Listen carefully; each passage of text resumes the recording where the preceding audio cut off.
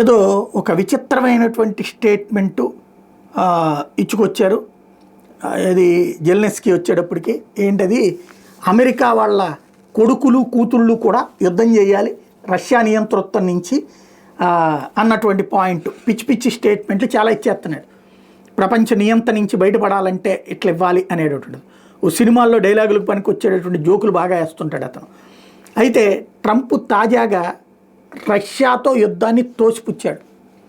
Putin మనకు పెద్ద శత్రువే కాదు, అది అసలు అతని గురించి ఆలోచించాల్సిన అవసరం లేదు, అతని దేశ ప్రయోజనాలు అతను చూసుకుంటాడు. మనకి ప్రధానమైన శత్రువు ఏంటి, ఫస్ట్ దాని మీద దృష్టి పెట్టాలి.